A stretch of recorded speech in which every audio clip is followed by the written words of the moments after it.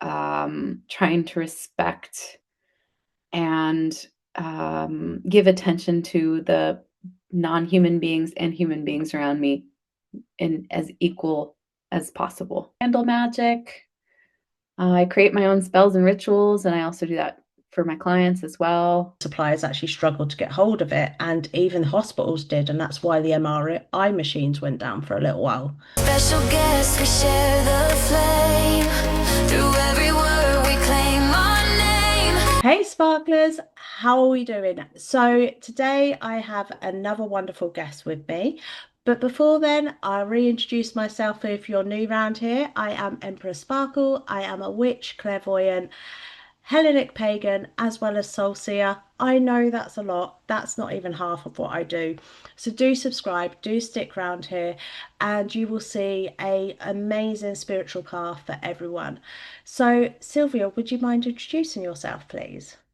Yes, so I'm Sylva Florence, and I am also a witch, as well as an energetic healer specialized in Reiki and shamanism. And I'm also a writer and a podcaster myself. So, and a permanent tourist because I live in Italy. Oh, I love this. I love this because I've not had a witch on here yet. So Hi. I love this because a lot of people expect witchcraft to be like practical magic, and it's not. And it's like, wow, I can actually do sort of like that side as well as the shamanship. Because for me as well, shamanship, I love East Asia. Uh, Absolutely love East Asia. And obviously that's their main thing is shamanship. So I'm like, which one do I pick first to ask the first question with? I've got to ask, how did you get into shamanship? um, I feel like it kind of was calling to me because when I found it, which was at this point like 15 years ago or something, when I went to actually a class at my friend's college, which is a really cool college, like very alternative. And they were having a class on shamanism, and you could bring a friend. And I came and I just was like, where has this been my whole life? Like it felt like coming home.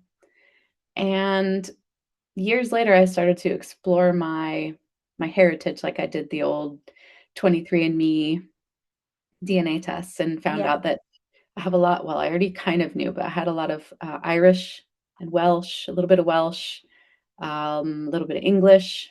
And I really just feel like I just felt like something fall into place, like it was Celtic, like shamanism in my background. Like, who knows? Maybe I was a druid or who knows what, because I do believe that we have more than one experience on this earth in various forms. We've spoke about that plenty of times on here. My obsession with East Asia, I now understand, actually comes from I was, well, one of my past lives. My first 500 years I spent in East Asia in my past lives, and one of them was as an empress. Same. So it's like Empress really Sparkle. weird. Yeah, Empress Sparkle. Yeah. Okay. Now I'm getting yeah. it. Well, Empress Sparkle started as a stage name because I wanted to hide from my family. I'll hold my hands up. But we chose Empress because of the Empress card originally, because everyone sort of puts me as the Oh, Empress card. a good one. Yeah, I always get it pulled for me. I'm like, can I have a like one deck pulled where I don't get the Empress card, please? Like one deck. Maybe like the tower over and over again or something, you know? Okay. I'm happy now with the Empress card. I'm Love it. happy now. Um, but that is amazing. So you sort of do Celtic shamanship, which is slightly different, isn't it? So what sort of things do you do with it? Can I ask? Sort of what sort of ways do you go with it? I think is the best way to put it.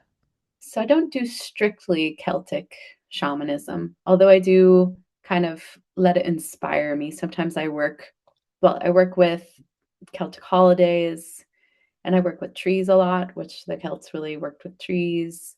I work with spirals. Sometimes like I'm going to build a spiral out in my backyard so that I have a spiral to walk in, because spirals are very Celtic as well. But shamanism, the cool thing about it is that it used to be all over the world, like cultures all over the world. Most of our ancestors, wherever you are, your ancestors most likely practice some form of shamanism, which is, distilled animism.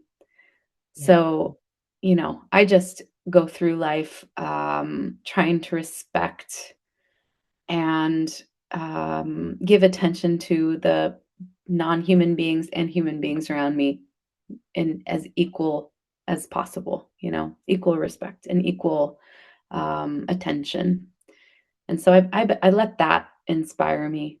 And then I've dabbled in all sorts of shamanism from all over the world. Like I'm American, so I had obviously like the Native American influence is very strong as well. So even though I'm not Native American, but I have been taught by some Native Americans who gave me permission to use some of the teachings that I received from them. See, I love that because this is one of the things I think when we go into our worlds, we have to be respectful. Because it's like I say, I'm Hellenic pagan because that is what is normal now to say because I worship the Greek gods. Um, but for me, it's sort of like I don't think people actually realize how, like, for me, I hold my hands up. To me, shamanship was and still is to this day, so I'm not going to say it's not, is a set religion in East Asia, which you mainly find in Philippines, China, Japan, and Korea, I believe it is. Well, not North Korea, Mm. but South Korea.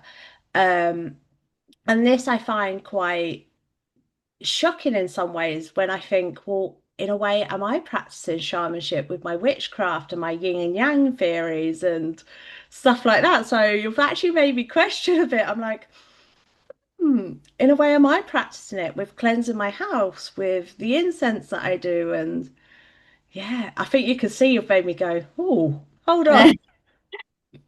Well, shamanism is it's a quote religion, but it's more like a way of being, because it involves kind of walking through the world like we're not at the top of the totem pole, and just respect is the basis of it all, and coming back to like very natural cycles and seasons, and coming back to that kind of ancestral wisdom that we had long ago, that's based on in the earth and the wisdom of the earth.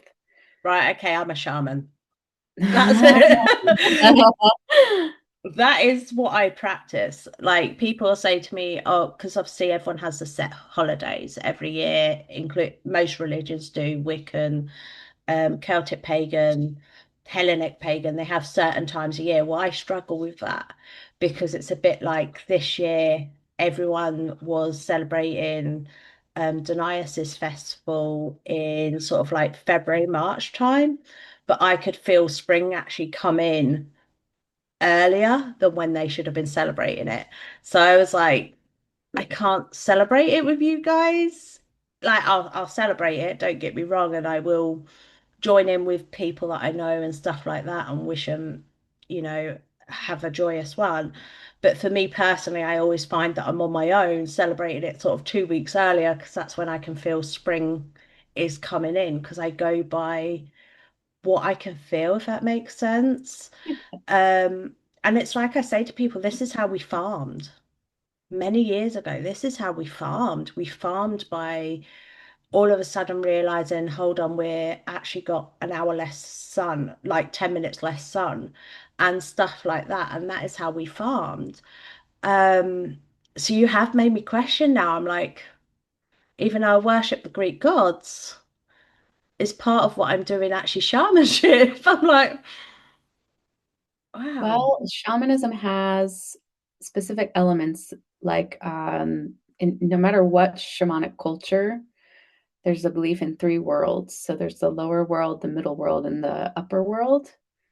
And shamanic practitioners, I personally prefer not to call myself a shaman because I wasn't raised in a specifically shamanic culture. I wasn't, you know, trained heavily by another shaman whose place I was going to take. So I call myself a shamanic practitioner just out of respect. me personally. But all of these different shamans in these cultures, traditional cultures, no matter where you are in the world, this is the really interesting part, is they all had very specific elements in common, even though they were completely, Asia, Russia, Europe, what is now America. That there's the belief in these three worlds that you travel in. So when you travel in for guidance and healing, I travel in them for my clients, and you have a power animal, and there's a specific like kind of procedure to find your power animal and then form a relationship with it. So yeah, it's really cool, but it does have some specific elements to it when you're practicing it. Can you tell you're making me think? Because I'm sat here going, I have a power animal that was given to me by Artemis, which is a wolf. Nice. And at times when I feel I'm doubting my power and stuff like that, Luna comes to me and she'll give me comfort. And I sit often with her in my meditation safe place, cuddling her and stuff like that and playing with her. And she gives me my comfort and my sort of power. And I'm now sat here going, usually people like sometimes I will have other animals come in sort of as spirit guides. A little while ago I was struggling with some other stuff, so I had a bear and a crocodile come in. um and but Luna is always there. She is, no matter what, she is always there. So now you've made me go, oh, honestly, because I believe in the three realms as well. So we've got this plane, which we're on when we're awake. We've then got the unconscious plane, which we go into, as you say, to heal, um, to meditate with. And then we've got the spiritual realm, which is a bit more complicated than the other two. I hold my hands up. So now I'm a bit like, I've not even realized that my beliefs, I've naturally been doing it because that's what I naturally feel. Wow. And I also love the way you've said about respecting, because obviously it is passed down through generations. That is the way it's done in East Asia, it's the way it's done in Native Americans, it's the way it's done even here for some here in England. There is some witches' covens that you can't get into because it is about hereditary, and it is about legacy. So I do love that. I do love that. So I'm going to ask a question about your witchcraft then, my lovely, which is sort of Sure. linking in with this. Because obviously for me, I do my witchcraft to my gods and goddesses. I call them more like prayers than anything. I don't call them really, they're more rituals. Sadly, I think because of the fact we are altering things by using witchcraft, that is why it has to be classed as witchcraft. So, what sort of way do you practice witchcraft? Well, everything that I do is very, very tied to the earth. So when I practice witchcraft, I have an altar, I have a shrine in the yard. I work with my ancestors. I work with a lot about the seasons and the moon. Like I follow the moon cycles and do a lot of work with the moon. Of course, I use crystals because who doesn't if we're, a little bit mystical and spiritual. We love our crystals. I do candle magic. I create my own spells and rituals, and I also do that for my clients as well. I lead like a group every once every month that we meet and do spells and rituals together. And I think that, like you were talking about, there are certain covens and groups that are very traditional, and there's nothing wrong with that at all. There's No. nothing wrong with that at all. But I think witchcraft can be a very personal practice as well. So maybe somebody that's not so drawn to the moon wouldn't be working with the moon cycles so much. Maybe they'd be working more with in the kitchen, you know, kitchen Yeah, witches and stuff like this that. this is one of the things I think people don't get about witchcraft, and this is one thing I've been a solitary witch, so I've been a witch since I was 14, and so very soon, 26 years, very soon that I've been a witch. I started out on my witch journey by finding a book on Wicca. So I'll hold my hands up there, which everyone's going to be shocked by because they're going to be like, Amy, cannot stand Wicca. I can't stand Wicca, and I will admit that. So before you all get on at me about that, the reason why I don't like Wicca is purely because everyone treats it like it's been around thousands of years, and it hasn't. It's only been around since the 1930s. So a lot of Wiccans are misinformed on what Wicca is. That's why I don't like it. It's not the fact of I don't agree with it or anything like that. I love when I find out someone's coming a witch. Um, but I think for me personally, I love the way you've said it's your own journey because it is. It doesn't Mhm. have to be in a coven. It doesn't have to be, I'll hold my hands up. And most of us which are new to the religion, we are jealous of these traditional ones which have had the chance to actually have it passed down because we're a bit like, we wish we had that. We wish we had that guidance instead of doing all the mistakes we've sadly had to do to learn our path. And I will admit that. Um, so obviously you said about candle magic. Candle magic's my speciality. It's I so love, fun. I love fire. I am obsessed with fire. It's like that's why I've got the tin on top of a baking thing. I love fire on top of a heat mat because Nice. I love fire.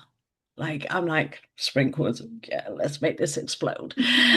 Um, I should be admitting As long as that. you have a fire extinguisher on the other side of that thing, then you'll be fine.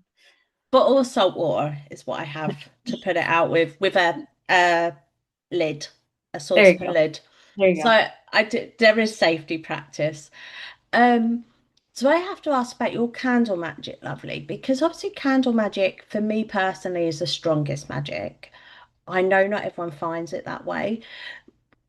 How do you go about with your candle magic?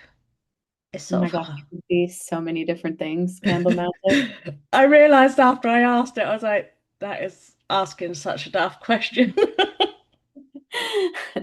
I mean, very simply, I usually start and end almost every spell or ritual by lighting and extinguishing a candle because it's just a very good way to kind of open and close something. And it's something I really easy that I teach my clients too, because it's like an intentional open and intentional close, and it's super simple.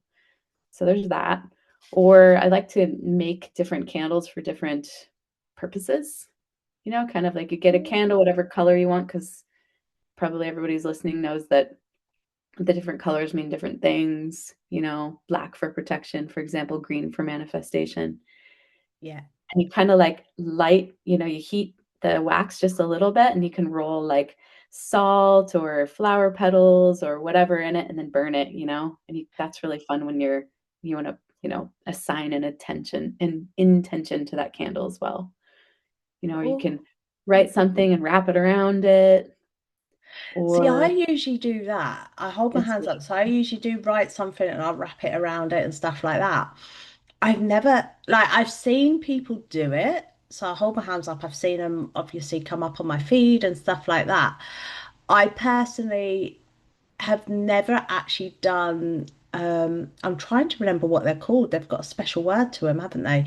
But I've never actually done the intention candles is what I'm going to call them. I don't think they're called that.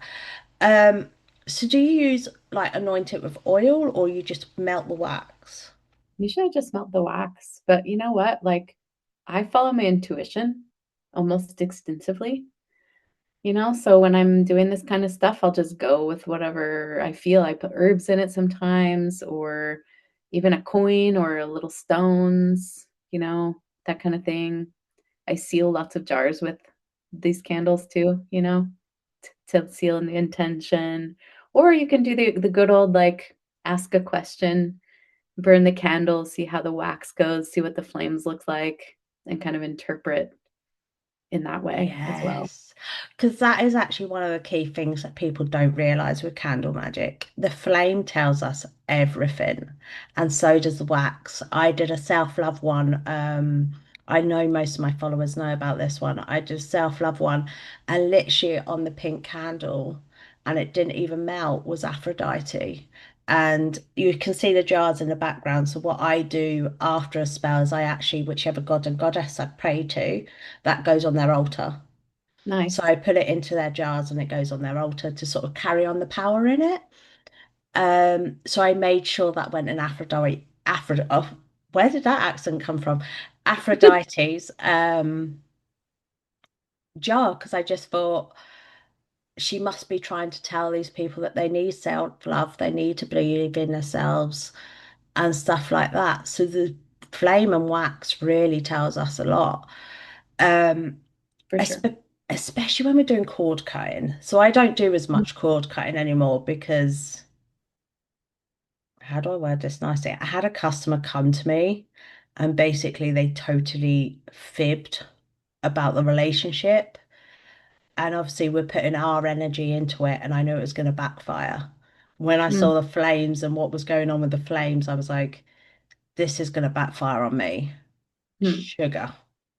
And literally sat there going, and I literally went, you can ignore that, cleanse that spell away. And I went, you can have a refund. I was Mm, like, and this is why it's important.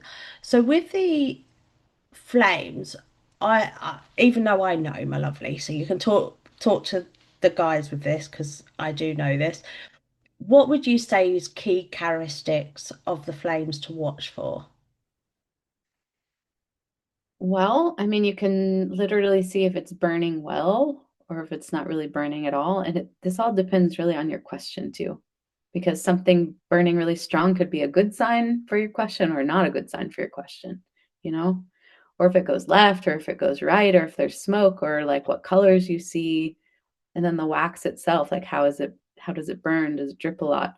And the more you do it, the more you kind of get to know what the answers mean for you as well, you know? Yeah, see, I love that because it is very true. It's a bit like I did a protection spell before we went to 30 East Drive. I did a protection spell for everyone that was going, and it was really strange because for my first ever time, the middle was green. So I was like, what's going on here? And I was like, this isn't something I usually have. I never have the middle green. It's usually either yellow or blue. So I'm literally sat there going, this. So I was like, right, everyone's having protection bags as well, because I was like, this thing is going to attack us. I was like, whatever's there is going to attack us. And it did. It attacked the protection bags. Kept trying to untie them and take them off everyone. Um, so yeah, it and it is as you say, the more you do it, the sort of the more you get used to it and stuff. Like anything, really. That is very true. Very true. Um, so I love how you say that you also worship the earth. Um, I think this is one thing that I've actually not spoke about much because everyone knows I talk about Mother Gaia. That is what I call the earth is Mother Gaia. But I've not really spoke about that much. Obviously, there's the mutual respect, etc., understanding that we all return to the earth. But what else, what other advice would you give to someone that wants to sort of start to worship the earth? I don't know how else to word it. I think that the base of every relationship, human or non-human, with the earth or with your husband or wife, whatever, is respect and reciprocity. And so it's like going through your life and thinking about reprogramming your mind to think about the earth not as something that is a commodity or there for our use. While it does, the earth is very generous. She provides us with so much support, She's very, very generous. But she also is very scary and awe-inspiring. So she almost demands respect, but we have forgotten kind of that reciprocal give and take. So whatever I start leading someone back into a relationship with the earth, I talk a lot about reciprocity. So if you go on a walk, and lots of us, we love to like gather leaves or flowers to take back, or maybe we see a cool rock and we want to bring it back. Especially for witchy folk, we have a pile of rocks and a pile of shells and a pile of sticks, so anything that you take, leave something in return. And specifically something that's non-toxic, of course, like, some seeds or some tea or some dried petals. Like usually I carry around a little satchel of dried parsley Yeah. because it represents gratitude among other things. So you can just start to play with this kind of give and take relationship with the earth, and So, even have people like go outside with a question in mind. Like this is a really simple but interesting introduction into a deeper relationship with nature. Is you place your intention for whatever question you have that you want to have an answer when you before you come back to the house, let's say. And then you make yourself very curious and very, very open-minded, and you see what shows itself to you. Like it might be a very visible bird flies across your path, or maybe there's a big gust of wind that knocks some leaves off a tree, or it could be who knows what. And whenever you get your answer, then leave something in return. yeah.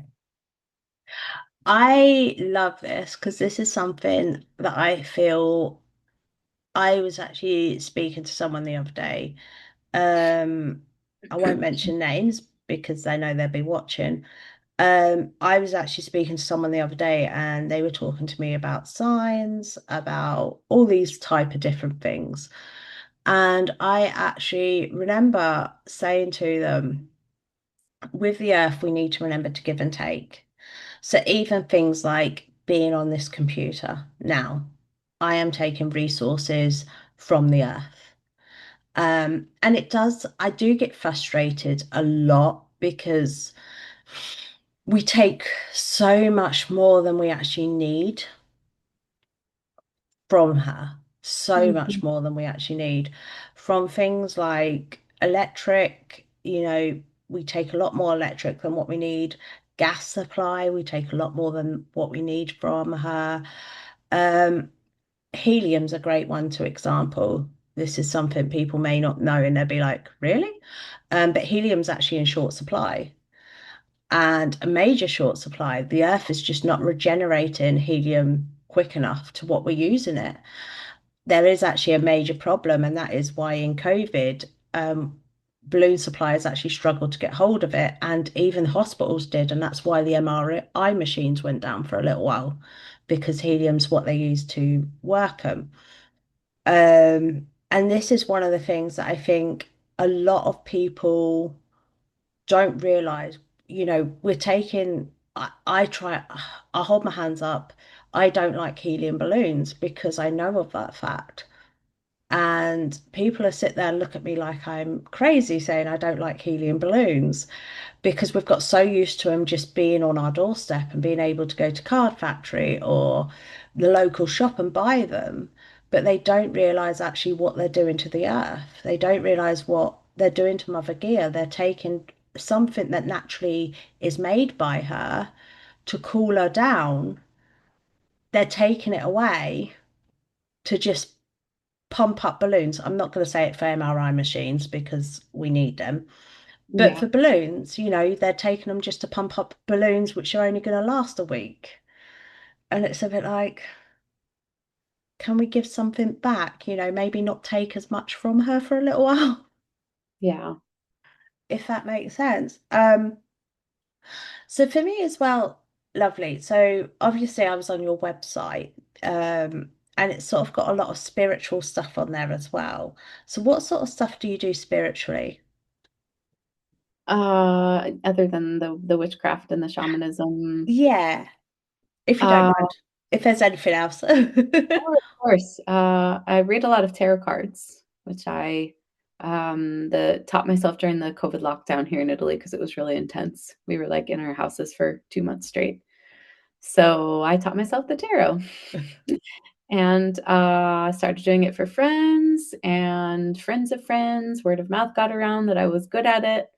And then I decided to start offering it also for work. So, actually, right around Christmas, I start offering year ahead tarot readings, which is really, really fun. So we basically just like Yes. pull a card together for each month of the year. And then I go a little further and help people look for themes so that they can maybe start to prepare themselves a bit for how to flow with the next year. And then we look Yeah. at what element is calling them and how they can work with it in the following year. Oh, I love that. Because see, now this is totally different to the way I use my tarot. I'll hold my hands up. Um, uh, so I've been reading tarot since I was 18. But I am more of, so for me, I'm more of, I get visions, I can sort of tell them, guide them, not tell them, guide them. Mhm. I need to use the correct word. Thank you for that, Tommy. Guide them in the correct path, if that makes sense. Mhm. Yeah, yeah. Sadly, a lot of people don't listen, um, and they still go ahead and do what they want and totally change the tarot cards, if that makes sense. So I love that. So how does it work? I've got to ask this because for me, this has even made me go, I've never heard of her doing it this way. So how does it work, sort of picking a card out for each month? How does that work, if that makes sense? Well, you just usually, okay, the person has their deck in front of them, and they think about January, January of next year. What does it want? What should I know now about January of next year? And then when they have that intention in their mind, they pick a card. And then we do that for each month. And then we interpret them together. Because obviously we don't know what's going to happen because the future is changing all the time. But whenever you read tarot cards, you always get interesting insights and you learn more about yourself as well because you learn Yes. your reactions. You can tell, your reactions to certain things. Oh, there's like something I should work on there. Or, oh, that felt really good to hear that. So I look at it as a tool. Like for Yeah. me personally, the way that I use it isn't so much to tell the future, but it's to give indications on how best to move forward with things and how to understand your own inner workings and the energies that are surrounding your questions and how you can be a co-creator. Yes. See, now I would love to be able to do that, but sadly, I've come well known for the fact that I can tell the future. So it's Not. sort of like, I'm guiding you. I don't want to tell you this future.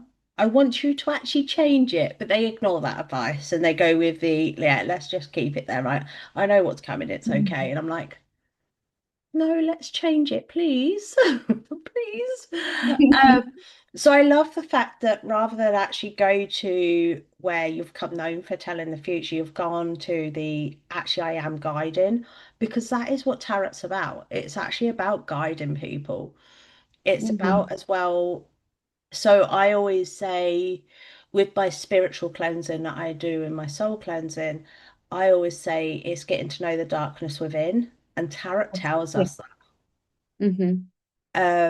so I do love that you do it that way because I think that is really important because a lot of people don't accept the darkness within.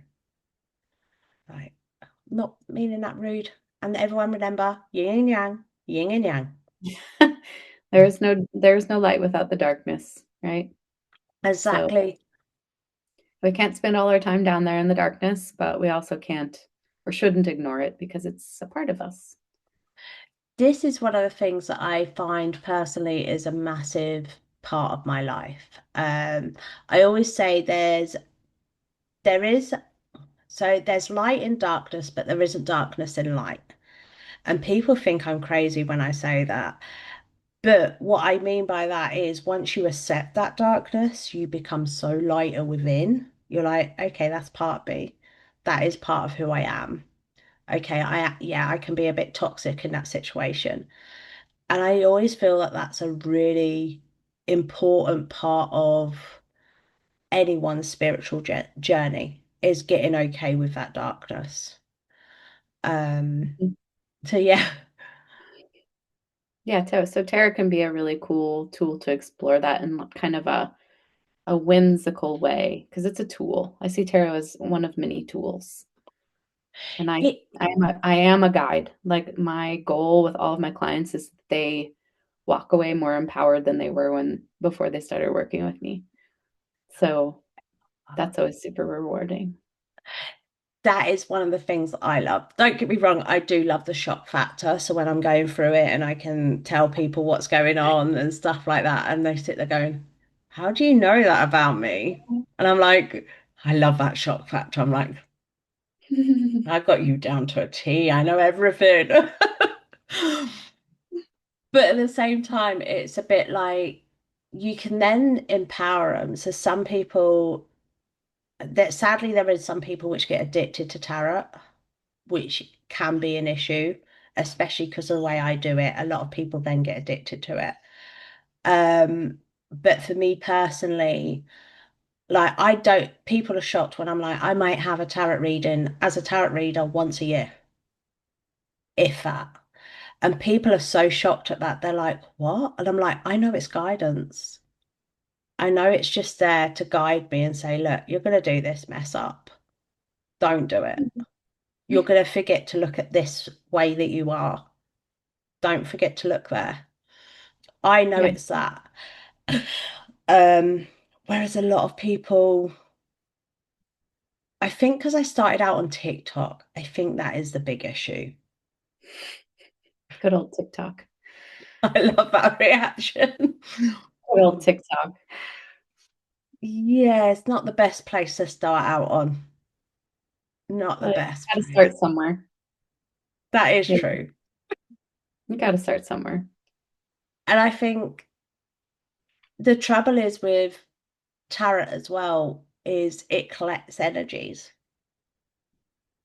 I think that's another thing that people don't understand about tarot, which I find really hard. Like I watch people on TikTok doing 4 or 5 readings like in half an hour, and they're doing that for like 6, 7 hours, which is impossible. I know that's why I know they're fake, because I know that's impossible. And I sit and I watch them, and I'm just like, every person you've just read for, your tarot deck has collected their energy. And I sit there going, do you actually, and I used to be a nightmare, and I'd actually go in going, you do cleanse your tarot deck correctly and stuff like that. I used to be a nightmare for it. I don't do it anymore because I'm like, they don't want to learn. They just like the easy money that people are throwing at them. And I think that's one of the things that for me is the hardest is people understanding actually with tarot as well, how it collects energies. Um, I'm trying to word this nicely. And how if you have a negative person come in, how that can even affect your next reading is the way I'm going to word it if it isn't cleansed off. Um, I'm going to ask, what is your experience with your sort of cleansing your deck, keeping it cleansed and stuff like that? I'm going to ask that, lovely, if you don't mind. Now I'm scared. Oh, No, I usually just leave it outside during the night of the full moon and I let it be cleansed every month, usually, unless I find that intuitively I feel like it needs a different kind of cleansing or cleansing earlier than that. But it's really only me ever using my decks. And so, unless I do a reading with someone else, but I put down a lot of protection at the beginning of every session that I do for people too. So I find that I don't tend to absorb too much energy. ah. See, I think it's because I mainly use energies. So I think that's the reason, because I do mainly use energy. So for me, I cleanse after every reading. They get cleansed with incense. But then I do use my tarot deck every reading. So it's not used just for myself. Mhm. It's not I use it quite often. So it's sort of like because of that, and how do I word it? I'm not using it for people, and this is what I'm picking up intuitively. So I'm going to hold my hands up. People that are spiritually ready to go into the spiritual realm. and ready to be spiritually sort of. I'm trying to word it without you guys getting grumpy with me, okay? Well, Um, people are ready to do the work, maybe. yeah, that's Like the we were way talking of. about earlier. Thank you, my lovely. Yeah, I like that way Yeah. of wording it. A lot of the people I'm reading for are still stuck in negative situations. Is the way I'm going to word it. I'm like trying to be polite to my followers. I'm like, don't unsubscribe. I mean, most of us are working through something, right? I mean, it's life. It's the reality of life. Oh, heck yes. This is what I say to everyone when I do spiritual cleansing with them and I've done Reiki with them and I'm realigning the chakras and stuff like that. I'm like, make sure you keep your meditation up during the week when you're not. I have a Monday session and I'm like, make sure you keep your meditation up during the week. I can feel you haven't. I can feel you haven't gone outside and grounded. I can feel you haven't even grounded in the house. Come on, we need to keep this up because if we don't keep this up, then chakras are going to keep misaligning and that Yeah. then misaligns what we know, not what we know, that's not right, what we feel. And that can also then cause health issues. Let's be honest. I don't think people realize actually how many health issues actually come from not just what we're eating and drinking, but actually how our body's reacting to things. Because that's another thing I noticed because you do Reiki as well, don't you? Mhm. Yeah. So how did you get into Reiki, lovely? I'm going to ask that. Well, so actually the podcast came before Reiki because what happened was I am a really active person, very active, very outdoorsy. Like if I don't go outside every day and do something, I don't feel like myself. And I need contact with nature. But I broke my hip on a bike ride. And so I was stuck inside and was kind of about to lose my mind. But I realized I could use that opportunity for something. Like the more I'm here on this planet, the longer I'm alive, the more I realize that in every single situation that seems negative, there is something in there that we can, it's an opportunity. So Yes. I used it as an opportunity to create a podcast, and I started interviewing people who had been through trauma and adversity and wanted to share their wisdom. And I'm getting to this to the Reiki part. So No, you. I started holding space for people, and everyone, I started to notice something, which was really cool, is that everyone started to say, either during the interview or afterwards, like, this has been so healing. And they were just being seen and heard. They were receiving the space in which to be seen and heard. And so that got me to ask the question to myself, what could I do to help them even more? And so that's when I started to look into Reiki, and I got my Reiki level 2, and I started to offer like tons of free, Yeah. sessions to get practice and feedback and whatnot. And I, like many, if not all of us, I'm just a wee bit psychic. So I get intuitions and images and messages and things like that when I'm doing the Reiki, and I share it with the client if they want. Some people don't want, they just are happy with the Reiki, and that's great.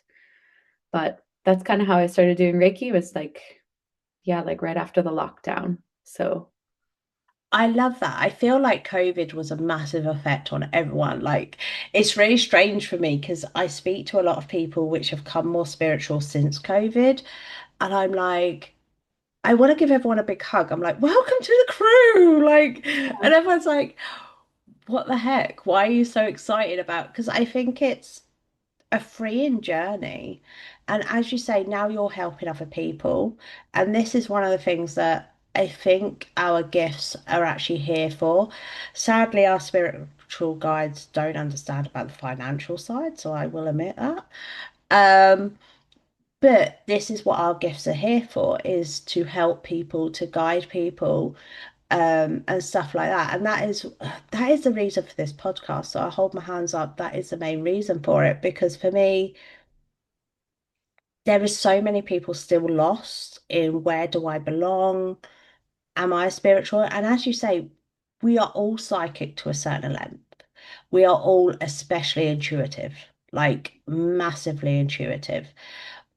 We've just lost that path, if that makes sense. Like we've lost that path to being able to find it. So I do love the way you've worded that because I think it's perfect because it's a bit like, so myself, I did my Reiki level 2 start of last year. Mhm. And then as I did Reiki level 2, I didn't use it until about December, January. This year I started using it. Um, and for me personally, it's now developed into soul because I see souls. It's now developed into soul cleansing. And I think I love what you've said there because it's sort of like yours has developed into this. Now you can see the intuition and you can give people messages which need to be sometimes passed on, even if they don't want it. It's like, do you have to fight the urge to pass it on? No, well, I mean, I let them choose. Like if they're ready to hear it, if they want to hear it, I will tell them. But if not, then I leave it up to my clients. I love that. I love that. See, I hold my hands up. My Monday crew don't get a choice. I'm like, right, you're gonna hear this. Um, I mean, most people want to hear it because they're curious, you know? And it's really interesting because some of the things I receive, they don't make any sense to me at all. And I like when I was first starting out, I used to doubt a lot and be like, is this real? But then telling them that always makes sense to them. It's always something that like every once in a while I'll get like, you need to eat this food. And I'm like, I am not a nutritionist. So I would say talk with your doctor or, but often they're like missing that vitamin or they just needed something that that fruit had to offer or whatever. So it's really cool. it's really good, and I think this is something that actually people don't realize about Reiki. So with the girls that I do Reiki with, I will say to them often, I can feel. I've got one girl, and I know she won't mind me mentioning this actually. Her tubes really suffer with getting blocked up. So the ones from her ear to her lymph nodes here, Poor they thing. really suffer with getting blocked up. So I'm often having to drain them. And it does annoy them all because you can feel it going down your throat as you're draining someone else's. And she gets the pop, but by the time the next sessions come along, it's all blocked up again. And I'm the same as you. Go to the doctor, but the doctors can't find anything wrong with her. So, and I'm like, no, there's definitely something not right. And I think this is one of the things. Reiki was actually invented by a doctor. Um, well, not invented by a doctor made it famous. I'll correct my Mhm. term in there. Um, and it was, and he used it to actually diagnose his patients. And they are starting to now in the NHS, which I do love. So I do love your journey, sort of taking you into that intuitive, sort of spiritual side as well, and as well as the being able to help them and guide them. I love that. Sorry. It's really fun. And I call in Reiki to energies a lot when I do shamanic sessions as well, because it's just like something that's very healing and very relaxing. And sometimes I'll even use Reiki at the beginning just to relax them enough that then we can do something else. I think that's one of the things that's good about Reiki. It's very relaxing. It's Mm, very chilling. It's very, very calming. And it helps as well. What people don't realize is it helps a lot with the soul. So a lot of so I'm trying to think of a way to explain this.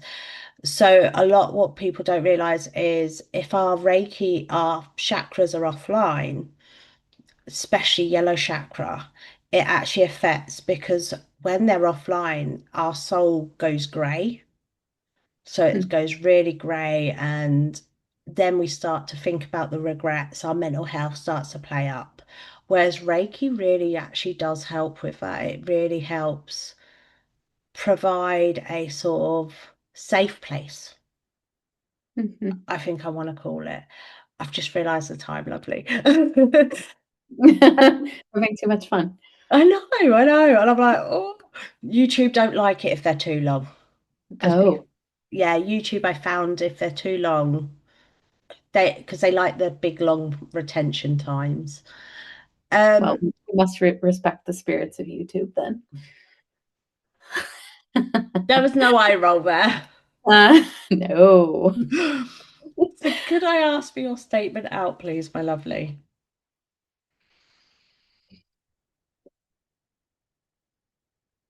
I feel like there's probably just somebody out there that needs to hear that the whatever healing journey they're on, it's exactly the right time and it's exactly the right place. And keep going forward with it. I don't know who needs to hear that, but I think somebody's really been doubting it. I love that because this is one of the reasons why I bring different healers to the podcast. Because I always say to my girls, if you're not feeling like you're healing with me, you need a different healer. And everyone looks at me really shocked because it's like people are like, but that takes money out of your pocket, blah, blah, blah. And I'm like, no, Mhm. my key is to have you healed. I don't care about that, is to have you healed. So I absolutely love that. So guys, do have a look at Sylva's links all down below. There is plenty to go and look at, my lovelies. Do have a look at them. Do have a look at her podcast as well, because I think that will help many, because I know I don't really do trauma as much on here. I have got one coming up, which is a lot of trauma going on in it. But I don't do that as much on here, but do go and check that out because I think as well sometimes with trauma we can feel very alone, and I know I don't really talk about mine, so I think that could really help you guys. So yeah, thank you again, lovely, for joining There's me. every kind of story on there too. Like literally, probably could find somebody that's been through what you're going through. And I think that's what's important. I don't really talk about mine because it interlinks people which are still alive. Um, I say that I've just recently done a podcast actually talking about it. Um, and it is very, very hard. Sort of like, I think because everyone sort of sees me as this bright light. So now Mhm. going back to that place where I wasn't is a bit like, oh, is that where I've come from? Wow. So yeah. It's all part of the adventure. You would Oh, you if you hadn't gone through that first.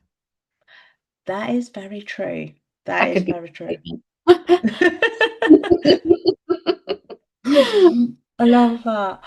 Right, guys, thank you so much for joining us. And again, do check all the links down in the description. And don't forget, guys, keep sparkling.